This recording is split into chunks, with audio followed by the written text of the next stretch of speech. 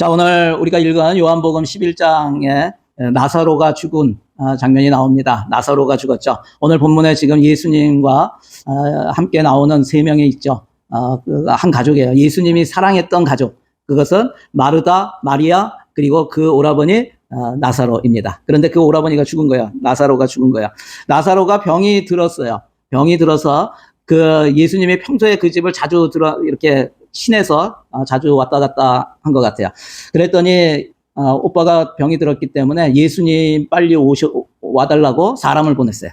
그런데 사람을 보냈는데 예수님께서 안 가셨어요. 바로 가서 고쳐주셔야 되는데 그걸 기대했는데 예수님께서 오라 그러는데 즉시 가지 않고 이틀을, 2일을 더 가만히 계셨어요. 그러니까 어떻게 됐을까요? 나사로가 죽었어요. 네. 나사로가 죽었어요. 그런데 예수님께서 이런 말씀을 하세요. 예수님이 제자들에게 15절에 보면은 내가 거기 있지 아니한 것을 너희를 위하여 기뻐하노니 이는 너희로 믿게 하려 함이라. 지금 예수님께서 거기에 나사로가 죽었습니다. 빨리 오세요. 그랬는데 가지 않고 그냥 가만히 계셨어요. 이틀 동안. 그 동안에 나사로가 죽었어요. 그렇게 안 간 이유가 있다는 거예요.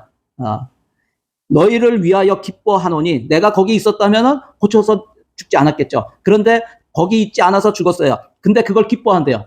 왜 기뻐해요? 여기 뭐라 그래요? 너희로 믿게 하려 함이라. 나사로가 병들었을 때 바로 가지 않고 죽기까지 기다리신 특별한 이유가 있다고 말씀하세요. 그게 뭐냐면 제자들을 믿게 하기 위해서. 제자들을 믿게 하기 위해서. 여러분, 믿음이 그만큼 중요하다는 것이에요. 믿음이 그만큼 중요하다는 거예요. 그러면 무엇을 믿게 하려 함일까요? 여러분, 말씀을 통해서 부활의 믿음은 어떤 믿음인가를 우리가 좀 알았으면 좋겠어요. 여러분, 오늘도 여러분 믿음이 있으십니까? 예수 믿으십니까? 그런데 그 믿음이 어떤 믿음인가 하는 거예요. 여러분, 우리는 부활 믿음을 가져야 돼요. 예수님이 말씀하셨잖아요. 내가 부활이라고. 그리고 나를 믿는 자는 그래요. 내가 부활인데 부활의 주님을 믿는 자는 어떤 일이 일어나는가를 말씀하신 거예요. 그래서 우리의 믿음이요, 부활의 믿음이에요. 그런데 그 부활의 믿음이 어떤 믿음인가 굉장히 중요한 거예요.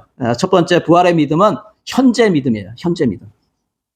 예수님께서 베다니에 도착하셨을 때 나사로는 어떻게 됐다고요? 이미 죽어서 무덤에 있은 지 나흘이 되었대요. 나흘이 며칠이에요? 4일이 지났다는 거예요. 4days. 4일이 지난 거예요. 예수님을 맞이하러 나온 마르다에게 예수님께서 뭐라고 하시냐면 23절에 보면 내 오라비가 다시 살아나리라 라고 말씀하세요. 네 오빠가 살아날 거야 라고 말씀하세요. 그때 마르다가 뭐라고 대답하냐면 마지막 날 부활 때에는 다시 살아날 줄을 내가 아나이다. 지금은 예수님이 살아날 거라 그랬더니 뭐라고 하냐면 마지막 날 예수님이 다시 오실 때 세상 마지막 끝날 세상 종말에 다시 살아날 것을 믿습니다. 그런 거예요. 그랬더니 예수님께서 25절, 26절에 놀라운 말씀을 주세요. 같이 한번 읽겠습니다. 시작. 나는 부활이요 생명이니 나를 믿는 자는 죽어도 살겠고 무릇 살아서 나를 믿는 자는 영원히 죽지 아니하리니 이것을 내가 믿느냐. 마르다와 주님의 대화에서 다른 것이 무엇일까요? 마르다는 마지막 날에 부활할 것을 알았어요. 우리도 그렇게 알고 있고 그렇게 믿죠. 우리도 마지막 날에 부활할 것을 믿죠. 여러분 안 믿으십니까? 믿으시죠? 왜냐하면 예수님께서 그렇게 말씀하셨기 때문에 우리는 믿어요. 요한복음 6장 40절 같이 읽겠습니다. 내 아버지의 뜻은 아들을 보고 믿는 자마다 영생을 얻는 이것이니 마지막 날에 이를 다시 살리리라. 예수님께서 말씀하신 거예요. 마지막 날에는 내가 다시 살리리라. 그러니까 마지막 날에 우리는 죽어도 다시 살게 되는 것을 믿는 거예요. 여기서 다시 살리는 것이 부활을 의미하는 것이면 분명합니다. 그런데 오늘 본문에서 마르다가 말한 것과 주님의 말씀과의 차이는 시제에 있다는 거예요. 시제. 언제를 얘기하느냐? 마르다는 미래를 말하고 있고 주님은 현재 믿음에 대해서 말씀하고 계신 거예요. 주님이 바로 부활이고 생명이라는 것이고 그 주님을 지금 믿는 자는 영원히 죽지 않는 생명을 가지고 있다는 것이에요. 그렇기 때문에 부활은 미래의 어느 순간에 일어날 사건이겠죠. 그런데 그것뿐만이 아니라 현재 우리에게 이미 주어진 것이라는 거예요. 그리고 영생도 마찬가지예요. 영생은 우리가 죽은 다음에 얻게 되는 것이 아니라 이미 우리가 주님을 믿을 때 우리에게 주어졌고 지금 영생을 소유하고 있는 거예요. 여러분 이것을 믿으시기를 바랍니다. 우리 요한일서 5장 13절 같이 읽겠습니다. 시작. 내가 하나님의 아들의 이름을 믿는 너희에게 이것을 쓴 것은 너희로 하여금 너희에게 영생이 있음을 알게 하려 함이라. 여러분 예수 믿으십니까? 여러분에게 무엇이 있다고요? 영생이 있다고요. 이미 우리 안에 부활과 영생이 잉태되었고 그것이 자라나고 있으며 때가 되면 온전하게 드러나게 되는 것이에요. 본문의 마르다의 모습은 뭐냐면 예수님이 부활이고 생명인데 예수님 믿는다고 하는데 지금 살아나고 지금 부활을 모르겠다는 거예요. 여러분 마치 이런 것과 같아요. 임신을 했는데 잉태가 됐어요. 잉태가 됐는데 요즘은 뭐 초음파를 통해서 알겠죠. 예전에는 알겠어요? 모르겠어요? 모르죠. 어떻게 알아요? 그죠? 나중에 배가 이렇게 되면 몰라도. 잉태가 됐는데 모르고 있는 거야. 그러면서 나 임신 안 했어요? 나에게 아기가 없어요? 나에게 생명이 없어요? 아니에요. 잉태가 됐다고요. 우리 사랑하는 성도 여러분, 부활과 영생은 이미 우리에게 주어졌음을 믿고 현재의 부활 신앙을 가지시기를 바랍니다. 믿음은 언제가 중요하다 그랬어요? 내가 예전에 이랬거든요. 예전에 이렇게 믿었거든요. 이게 아니라고요. 믿음은 항상 현재라고요. 우리는 항상 주님 앞에 있는 거예요. 오늘, 지금, 이 순간에. 주님이 보시는 모습은 나의 과거 모습을 보시는 게 아니에요. 너 지금 어떤 모습이냐? 날마다의 삶에서 오늘을 보시는 거예요. 오늘 지금 이 순간을 보시는 거예요. 네가 지금 나를 향하고 있는가? 나를 바라보고 있는가? 아니면 세상을 바라보고 있는가? 하나님, 내가 내년에는 잘 믿을게요. 아니에요. 내년에 잘 믿을 게 아니에요. 오늘 믿는 거예요, 오늘. 믿음은 언제다? 현재다. 부활신앙은 언제의 믿음이다? 현재의 믿음이라는 거예요. 여러분 한번 적용해 보세요. 지금까지 나의 삶에 하나님께서 역사하고 계심을 지금 믿고 있는가? 지금은 아니지만 앞으로 언젠가는 하나님께서 역사하실 것을 믿고 있는가? 여러분 언제 믿어요? 지금 믿는 거예요. 지금. 지금 일하시고 계신 거예요. 여러분 믿으시길 바랍니다. 두 번째, 부활의 믿음은 뭐냐면 틀을 허무는 믿음이에요. 틀. 마르다가 예수님께로 마르다에 이어서 이제 마르다가 가서 누굴 부르냐면 마리아를 불러요. 마리아. 그 마리아의 반응은 어떤 것인가? 주님께 32절에 보면 이렇게 얘기합니다. 주께서 여기 계셨더라면 내 오라비가 죽지 아니하였겠나이다. 여러분 이 말에 어떤 투로 얘기한 것 같아요? 거기에 어떤 감정이 있는 것 같아요? 예수님이 여기 계셨더라면 우리 오빠가 안 죽었을 텐데. 뭐예요? 섭섭함이 있잖아요. 그죠? 아쉬움이 있잖아요. 예수님이 우리가 분명히 사람을 보냈는데 예수님이 빨리 안 오셔가지고 우리 오빠가 죽었어요. 이 얘기잖아요.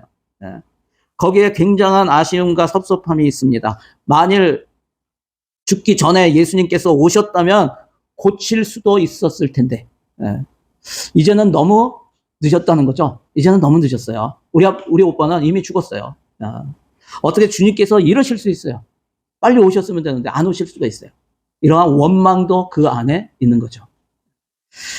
여러분 죽음에 대해서 슬퍼하며 절망하며 눈물을 흘리고 있습니다. 그리고 함께 와서 주변에 있던 유대인들도 마리아와 함께 울어요. 이렇게 우는 마리아와 유대인들을 보시는 주님의 마음이 어땠을까? 33절에 나옵니다. 우리 같이 읽어볼까요? 자, 시작. 예수께서 그가 우는 것과 또 함께 온 유대인들이 우는 것을 보시고 심령에 비통히 여기시고 불쌍히 여기사. 예수님의 마음이 어때요? 불쌍히 여기는 마음이 있죠. 우는 것을 보시고 여기에 보면 심령에 비통히 여기시고 불쌍히 여기셨다고 되어 있어요.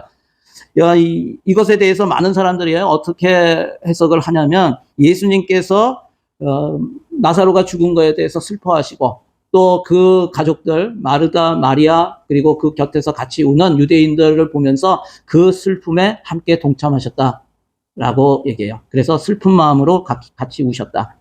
위로의 마음으로 같이 우셨다. 이렇게 얘기를 합니다. 저도 그렇게 말씀을 많이 들었어요. 그런데 오늘 말씀을 묵상하면서 정말 그런 것인가? 예수님이 여기에 비통히 여기시고 불쌍히 여기셨다는 말에 물론 그렇게 슬퍼하는 자와 함께 슬퍼하는 예수님의 마음이 있었을까요? 그런데 그게 달까? 왜 그런 생각이 들었냐면 심령의 비통히 여기셨다고 하는 헬라어 원어가 엠브리마오마이라는 단어야. 엠브리마오마이. 그런데 이게 무슨 뜻이냐면 붕괴하다라는 뜻이에요. 붕괴하다. 화가 났다는 거예요. 억울함으로 한숨 짓다라는 거예요. 억울하다는 거예요. 답답하다는 거예요. 답답하다. 여러분, 다른 사람이 내 말에 대해서, 다른 나에 대해서 아주 안 좋은 얘기를 막 퍼뜨려. 그리고 내 말을 안 믿어. 그러면 어떤 마음이 있어요? 화가 나죠. 답답하죠. 막 안에서 막 어떻게 하고 싶은 마음도 있잖아요. 지금 그럴 때 쓰는 말이에요, 이게. 여러분, 이 단어는 그 뒤에도 또 나와요. 유대인들이 예수님께 대해서 뭐라고 말하냐면, 맹인의 눈을 뜨게 한 이 사람이, 그 사람은 죽지 않게 할 수 없었더냐. 그 사람이 누구예요? 나사로죠. 맹인의 눈도 띄어줬던 여러분, 여기에 맹인의 눈을 띄었다는 말은 굉장한 의미가 있는 거예요. 왜 그러냐면 구약의 모든 기적 가운데 한 가지가 없는 기적이 있어요. 구약 전체를 통해서. 뭐가 없냐면 사람을 살리는 것, 죽었던 사람을 살리는 것도 있어요. 예. 그런 하늘에서 불이 떨어지는 것도 있잖아요.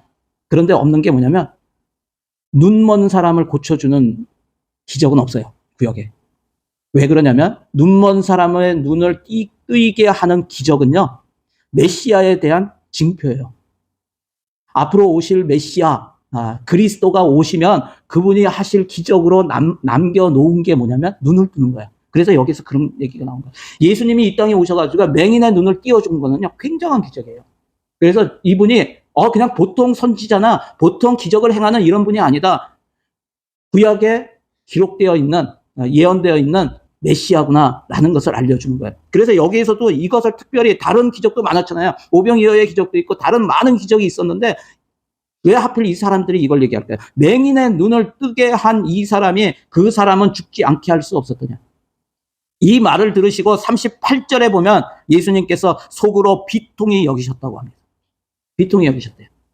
왜 예수님은 마리아와 유대인들에게 붕괴하고 답답하고 억울함으로 한숨 짓는 그러한 감정을 품으셨을까요? 그들의 믿음이 자신의 한계와 틀 안에 갇혀 있는 믿음이었기 때문에 그래요. 다시 말하면 아무리 예수님이라도 죽기 전에 살리는 것은 가능할 수 있지만 죽고 나면 이제는 어쩔 수가 없다라고 생각하는 거예요. 여러분, 이러한 믿음은, 믿음의 기준이 예수님께 있는 것이 아니라 자기 자신에게 있는 것이에요. 여러분, 믿음의 기준은요, 내게 있는 게 아니에요. 저와 여러분의 그동안의 경험에 있는 게 아니에요. 여러분이 갖고 있는 지식에 있는 게 아니에요. 내가 지금까지 살아오면서 경험해 본 것이 이렇기 때문에 여기까지는 가능해. 과학으로 생각할 때 과학적인 원리로 이거는 가능해. 그런데 이것을 넘어서면 안 돼. 이렇게 생각하는 거예요. 여러분, 이러한 믿음은 참 믿음이 아니에요. 부활의 믿음이 아니에요. 이것은 내가 기준이야, 내가. 여러분, 우리는 믿음의 기준을 주님께 두는 거예요. 주님은 살아계신 하나님이세요. 그리고 그분에게는 전지전능하신 하나님이시기 때문에 못하실 일이 없어요. 그런데 우리는 늘 나의 한계, 나의 지식, 나의 생각, 나의 경험, 여기에 틀 안에 하나님을 가둬놔. 그래서 실제적으로 기도할 때 이런 기도하는 사람들이 있어요. 에이, 이 일은 안 되지. 그래서 이 일은 안 해. 근데 어떤 기도만 하냐면 이 땅에서 일어날 수 있는 일만 기도해. 이것은 안 돼. 아니, 내 삶에서 이게 어떻게 되겠어? 이런 게 이 땅에서 어떻게 일어나겠어? 이런 것만 기도해. 그리고 정말 일어날 수 없는 일, 그런 것은 아예 배제시켜버려. 여러분, 아니에요. 우리의 믿음을요, 다시 한번 주님께 두시기 바라요. 나에게 두지 말고 주님께 두세요. 내가 생각할 때 예수님이라도 이것은 가능하고 이것은 불가능하다라는 자신들의 지식과 경험의 틀에 예수님의 존재와 능력까지 그 안에 넣고 판단하는 믿음. 이것에 대해서 예수님이 지금 붕괴하고 계세요. 한탄하고 계시는 거예요. 그러한 모습이 39절 이하에도 나옵니다. 무덤에 돌을 옮겨 놓으라고 예수님께서 말씀하시자 마르다가 뭐라고 했냐면, 주여, 죽은 지가 나흘이 되었음에 벌써 냄새가 나나이다, 이래요. 마르다가 아까 그 전에 어떤 고백을 했냐면 27절에 주여 그러하외다, 주는 그리스도시요 세상에 오시는 하나님의 아들이신 줄 내가 믿나이다, 이렇게 대답을 했다가 지금 뭐라 그래요? 주여, 죽은 지가 사흘이 지났는데 벌써 냄새가 납니다. 이제 썩어 들어가고 있다는 거예요. 그러니까 지금 무슨 얘기를 하고 있는 거예요? 왜 돌을 옮기라고 하세요? 라고 하는 거예요. 왜 돌을 옮기라고 하세요? 이미 죽었기 때문에 어쩔 수가 없어요. 라고 합니다. 이때 예수님께서 40절에 보면 내 말이 내가 믿으면 하나님의 영광을 보리라 하지 아니하였느냐라고 하십니다. 이 말씀을 하실 때 예수님은 어떤 마음이셨을까? 내가 그렇게 말하였는데도 아직도 깨닫지 못하느냐 이거잖아요. 아직도 깨닫지 못하느냐, 아직도 믿지 못하느냐, 안타까운 마음이 예수님의 마음이라는 게 보이세요? 너무 답답해하는 거예요. 지금도 여태까지 내가 너희와 3년을 같이 있었는데 아직도 이걸 모르냐? 이거를 지금 예수님이 말씀하시는 거예요. 주님이 정말 마음 아파하며 애통해 하신 것은 친구 나사로가 죽었다는 사실이 아니에요. 그것 때문에 슬퍼하는 그게 아니고요. 정말 슬퍼하고 안타까워하는 것은 그들에게 진정한 부활의 믿음이 없는 거예요. 이것을 안타까워하시는 거예요. 그들 앞에 그들과 함께 계신 예수님이 바로 부활이요 생명이라는 사실을 아직도 깨닫지 못하고 자신들의 지식과 경험의 틀에, 그 믿음의 틀에 갇혀 있는 것을 애통해 하시는 마음이 예수님의 마음이라는 거예요. 여러분, 우리 자신 한번 돌아보세요. 나는 정말 예수님을 믿는가? 예수님이 부활이요 생명이라는 걸 믿는가? 아니면 내가 가지고 있는 기준, 그 틀에 예수님을 집어넣고 그 안에서만 믿는가? 여러분 한번 보시기 바랍니다. 부활의 믿음은 우리 자신의 지식과 경험으로 생긴 믿음의 틀, 한계를 허무는 거예요. 그 한계를 허무세요. 믿음의 틀을 허무세요. 하나님은 우리의 틀 안에 갇혀 있는 분이 아니세요. 그것을 넘어서는 분이 전능하신 우리 하나님이심을 기억하시기 바랍니다. 믿음의 기준을 내가 아니라 주님께 두는 부활이요 생명이신 주님을 온전히 신뢰하는 그런 성도들이 다 되시기를 바랍니다. 적용해 보세요. 하나님이라도 이것은 어쩔 수 없어라고 생각되는 나의 문제는 무엇인가? 그래서 이 문제는 하나님이라도 어쩔 수 없어. 그래서 내가 기도하지 않는 문제가 있습니까? 여러분 그거 한번 나눠보시기 바랍니다. 마지막 세 번째로 부활의 믿음은 어떤 믿음인가? 회복의 믿음이에요. 회복에 대한 믿음. 부활은 단지 이 땅에서의 삶이 연장되는 것을 의미하는 것이 아니라 회복의 역사가 일어났음을 의미하는 거예요. 회복이 뭐예요? 리스토레이션이잖아요. 그죠? 다시 돌아가는 거예요. 언제 때로 돌아가는가? 여러분, 하나님께서 태초에 이 땅을 만드셨어요. 이 온 우주 만물을 만드셨어요. 그리고 이 땅의 모든 것을 만드실 때마다 뭐라고 하셨냐면 보시기에 좋았더라. It's good, good 그러셨어요. 마지막 날에는 다 만드시고 난다면 정말 참으로 좋구나. very good 그러셨어요. 무슨 얘기냐면 하나님께서 만드신 것은 이 땅에 만드신 모든 것이 선하고 아름답고 온전한 모습이었다는 거예요. 그런데 이것이 죄로 말미암아 이것이 망가지게 된 거예요. 여러분 에덴 동산 한번 생각해 보세요. 에덴 동산에는 어떤 나무가 있었습니까? 에덴 동산 안에 거기에는 보기에 아름다운 나무가 있었어요. 그리고 먹기에 좋은 나무가 있었어요. 그리고 또 무슨 나무가 있었어요? 생명나무가 있었어요. 그리고 또 우리가 잘 아는 가끔은 좀 원망하는 이런 나무가 왜 있어가지고 하는 나무가 뭐예요? 선악을 알게 하는 나무가 있었어요. 여러분 먹기에 좋은 나무는 무엇을 위한 거예요? 먹기에 좋은 나무? 우리의 몸을 위한 거잖아요. 우리의 몸, 우리가 뭘 먹어야 되잖아요. 보기에 좋은, 보기에 아름다운 나무는 뭐예요? 우리의 정서를 위한 거예요. 우리의 감정과 우리의 생각과 이런 정서를 위한 것. 그리고 생명나무는 뭐예요? 생명나무는 하나님과의 영원한 그 관계를 위한 거예요. 영원한 생명을 가지고 하나님과 친밀하게 지낼 수 있는 하나님과 통하는 나무가 생명나무예요. 그러면 선악을 알게 하는 나무는 뭐예요? 선악을 알게 하는 나무는 마귀가 우리 가운데 들어오는 것을 막는 나무예요. 그래서 하나님께서 그런 마귀가 우리 가운데 들어오지 못하도록 그런 선악을 알게 하는 나무까지 주신 거예요. 그런데 이런 것을 이 아름답고 온전한 모습들이 깨어지게 되었어요. 언제요? 먹지 말라고 한 하나님과의 언약을 먹지 말라고 한 선악을 알게 하는 그 나무의 열매, 그것을 먹었을 때, 하나님과의 약속을 깼을 때, 죄가 들어왔을 때 그런 것이 깨진 거예요. 그런데요, 부활이 무엇인가? 부활은 죄로 인해 깨어지고 왜곡된 모습을 원래의 하나님이 보시기에 좋은 모습으로 회복시키는 거예요. 이것이 부활이에요. 그러니까 우리의 몸은 어때요? 우리의 몸이 불완전한 몸이잖아요. 여러분 한번 꼬집어 보세요. 아파요? 옆 사람 꼬집어 보세요. 자기 꼬집어 보라면 안 꼬집고 옆 사람 꼬집으라면 꼬집어요. 예. 그것도 세게. 아프죠? 불완전한 몸이라는 거예요. 그런데 부활의 몸을 입으면 안 아파요. 안 아파요. 예. 그런 아름다운 몸으로 회복되는 거예요.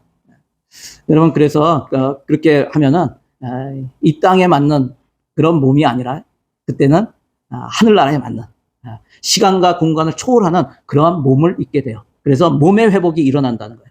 두 번째는 부활은 죄로 인해서 일그러진 우리의 성품이 주 예수 그리스도의 성품으로 회복돼요. 뭐요? 죄를 지었을 때 어떻게 해요? 저 사람 때문에 그랬어요. 저 여자 때문에 그랬어요. 비난하잖아요. 다른 사람을 판단하고 정죄하잖아요. 그러한 성품이, 왜곡된 성품이, 그리고 나서 그 아들은 또 어떻게 돼 있어요? 동생을 죽이잖아요, 돌로. 성품이. 동생이 좋은 예배를 드리니까 시기심에 죽이잖아요. 그러한 왜곡된 성품이요, 예수 그리스도의 성품으로 회복되는 게 바로 부활이라는 거예요. 세 번째는 부활을 통해서 하나님과의 친밀함이 회복돼요. 부활은 하나님과 나와의 관계를 가로막던 모든 것을 제거하고 하나님과 내가 하나가 되는 거예요. 하나님과 내가 하나가 되는 거예요. 죄와 사망이 사라지고 악한 영들이 다 사라지고 시간과 공간의 제약이 사라지게 되어서 즉시 하나님과의 신적인 교제가 이루어지게 되는 거예요. 우리가 그렇게 어렵다고 생각하던 것이 있어요. 그게 뭐예요? 첫째 계명. 내 마음을 다하고 목숨을 다하고 뜻을 다하여 주 너의 하나님을 사랑하라 하라는 이 말씀이 우리는 이 땅에서 계속 하면서 어렵다고 생각하잖아요. 그런데 그것이 우리 삶에서 그대로 이루어지는 거예요. 마음을 다하고 목숨을 다하고 뜻을 다해서 하나님을 사랑하고 또 이웃을 그와 같이 사랑하는 그 삶이 이 땅에서 현실화되는 거예요. 여러분 중요한 것은 이런 아름답고 온전하고 선한, 그 뭐예요? 지금 몸의 회복과 또 이 혼의 회복과 영의 회복이 우리 가운데 이미 시작되었다는 거예요. 생명은, 부활의 생명은 이미 우리 가운데 심어졌다는 거예요. 씨앗이 심어져가지고 지금 자라고 있다는 거예요. 여러분 그것을 믿으시기를 바랍니다. 주님을 믿음으로 말미암아 우리가 일그러지고 왜곡된 옛 사람이 죽고 새로운 피조물로 다시 살게 되었음을 여러분 기억하시기를 바랍니다. 그래서 사도 바울이 뭐라고 했냐면 고린도후서 5장 17절 이렇게 말씀하셨어요. 같이 읽겠습니다. 시작. 그런즉 누구든지 그리스도 안에 있으면 새로운 피조물이라. 이전 것은 지나갔으니 보라 새 것이 되었도다. 아멘. 그래서 부활이요, 이 부활의 회복이요, 지금 우리가 이 땅에서 나중에 주님 다시 오실 때는 완전하게 돼요. 그런데 지금도 시작되었고 지금도 그것이 이루어지고 있다는 거예요. 여러분 믿으세요? 이 땅에서 그게 이루어져요. 그래서 어떨 때는 아픈 사람을 향해서 손을 얹고 기도할 때 그것이 낫는 경우가 있어요. 여러분 경험해 보셨죠? 저는 여러 번 경험했어요. 그러한 일들이 완전하지는 않지만 지금 그런 것들이 일어나고 있다는 거예요. 그리고 또 우리가 예수 그리스도를 믿는 순간부터 성품의 회복이 일어나고 있다는 거예요. 제가 얘기했죠. 뭐 저만 그렇습니까? 저는 뭐 예전에 굉장히 안 좋은 성품을 가졌어요. 욕도 많이 하고 안 좋은 뭐 싸움도 많이 하고 그랬는데 예수 믿고 그것이 완전히 다는 안 변했지만 굉장히 많이 변했어요. 저를 알고 있는 한국에 있는 제 친구들이 제가 예수 믿고 나중에 만났을 때 뭐라고 했냐면, 야 친구가 너는 완전히 딴 사람이야 라고 얘기했어요. 겉에 몸도 생긴 것도 완전히 변했지만 너의 말하는 거 너는 완전히 딴 사람 같아 이렇게 얘기했어요. 저만 그래요? 여러분도 마찬가지예요. 여러분도 여러분 안에서 일하시는 분이 여러분을 바꾸어 가고 계시다는 거예요. 여러분의 성품이 바뀌어지고 있어요. 점점 예수님께서 일하시고 계시기 때문에 그 부활의 성품으로 예수 그리스도의 성품으로 바뀌어 가고 있다는 거예요. 그리고 예수님 그 하나님과 신적인 교제가 지금도 이루어지고 있다는 거예요. 여러분 믿으세요? 경험하잖아요. 여러분 기도를 통해서 어떤 제가 그저께인가요? 우리 성금요일 예배 드리고 갈 때 그 전에 기도 제목으로 내가 우리 한 웰링턴에 있는 한 청년 얘기를 했어요. 그러면서 청년이라고 해도 40대니까 뭐 청년은 아니에요.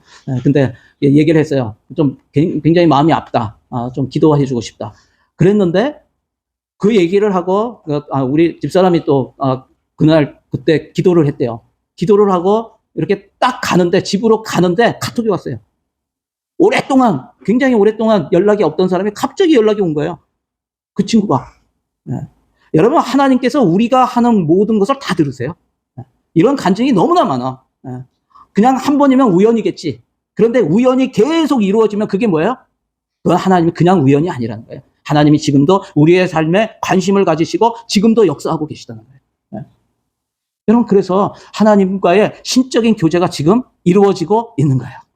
우리가 말씀을 통해서 또 기도를 통해서 찬양을 통해서 우리의 생각을 통해서 하나님 앞에 그래서 날마다 하는 게 뭐예요? 주님, 이거는 어떻게 할까요? 묻는 거예요. 주님, 무엇을 원하세요? 묻는 거예요. 여러분, 무엇인가를 할 때, 무슨 말을 할 때, 무슨 생각을 할 때, 무슨 활동을 할 때 물으세요. 주님, 어떻게 할까요? 물으시면 주님께서 그 길을 인도해 주세요. 예상하지도 못했던 일이 막 일어나. 이렇게 하라는 것입니다. 여러분, 한번 해보세요. 하나님께서요, 여러분이 주님과 친밀하게 교제하는 것을 굉장히 원하세요. 그렇기 때문에 여러분이 조금만 생각을 해도요, 하나님께서 그것을 알게 해주셔. 여러분 한번 해보세요. 하나님 정말 살아계세요? 그러면 한번 이런 생각하고 있는데 이렇게 해보세요. 한번 해보세요. 여러분, 이러한 믿음으로 주님을 시험하는 거 괜찮아요. 한번 해보세요. 놀라운 일들이 일어날 거예요. 주님이 원하시는 거는 뭐냐면 여러분들이 지금 이 순간에 예수 그리스도를 온전히 믿고 부활의 신앙으로 이 땅에서 하루하루 살아가는 거예요. 신앙은 언제다? 오늘, 지금 이 순간이다. 여러분, 지금 이 순간 부활 신앙으로 승리하시는 우리 성도들이 다 되시기를 바랍니다. 마지막으로 적용해 보세요. 죄로 인하여 깨어지고 왜곡되었지만 아직 회복되지 않은 나의 모습은 어떤 것인가? 아직까지 회복되지 않은 모습이 있을 거예요. 여러분, 그것을 놓고 기도하세요. 하나님, 제가 이런 모습이 있습니다. 제가 여전히 이런 거에 묶여 있습니다. 이런 나쁜 습관에 있습니다. 또 이런 나쁜 마음이 있습니다. 나쁜 감정이 있습니다. 주님, 나를 불쌍히 여기시고 나를 선한 길로 인도하여 주세요. 한번 기도해 보세요. 여러분들이 어떤 모습인가를 알아야 되니까 이런 걸 한번 나눠보시기 바랍니다. 자, 우리 잠시 기도했으면 좋겠어요. 우리 함께 합심해서 기도할 때 하나님, 다시 한번 믿음으로 선포하며 나갔으면 좋겠어요. 아직까지 내가 부활의 신앙이 없고 정말 온전히 주님을 믿지 못하고 나의 틀 안에 주님을 가둬 놓은 그러한 믿음이었다면 이 시간에 회개하며 나갔으면 좋겠어요. 주님의 전능하심을 믿습니다. 주님이 생명이요 부활이요 생명이심을 믿습니다. 저에게 그러한 믿음을 허락하여 주시고 주님을 온전히 신뢰하는 그러한 믿음을 허락하여 주시옵소서. 그리고 오늘 그 주님과 만나기 원합니다. 그 주님과 함께하기 원합니다. 그 주님이 우리의 삶에서 역사하는 그것을 알게 하여 주시옵소서. 이렇게 기도하시고 나에게 아직까지도 고쳐지지 않고 일그러지고 왜곡된 그러한 모습, 그러한 마음, 그러한 것들이 있다면 주님 앞에 올려드리시기 바랍니다. 하나님, 주님의 온전한 성품으로 닮아가기 원합니다. 주님을 온전히 닮기 원합니다. 주님 알게 하여 주시고 이끌어 주시고 인도하여 주시옵소서. 우리 이렇게 기도하며 나갔으면 좋겠습니다. 우리 주여 한번 부르시고 함께 기도합니다. 주여, 선하심과 주님의 능력이 우리를 통해서 드러내는 그런 인생이 될 수 있도록 하나님 붙들어 주시고 인도하여 주시옵소서. 하나님 감사합니다. 주님 찬양합니다. 하나님 그렇습니다. 우리가 예수 그리스도를 믿는 믿음으로 오늘도 나가게 하여 주시고 내 자신의 기준과 내 자신의 경험의 틀에 예수 그리스도를 집어넣고 그 안에서만 믿는 그러한 틀이 있었다면 이 시간 그 틀을 허무는 시간 되게 하여 주시고 온전히 주님을 믿고 의지하고 신뢰하며 그분께 전적으로 의지하는 그러한 우리 성도들 되게 하여 주시옵소서. 오늘 이 시간에 주님과 함께 하기를 원합니다. 주님을 만나기를 원합니다. 부활의 신앙으로 오늘도 승리하는 우리 성도들 될 수 있도록 하나님 역사하여 주시고 인도하여 주시옵소서. 그렇게 하실 주님을 찬양하며 예수님의 이름으로 기도드리옵나이다. 아멘. 아멘. 우리 하나님께 영광의 박수 올려드리겠습니다. 할렐루야.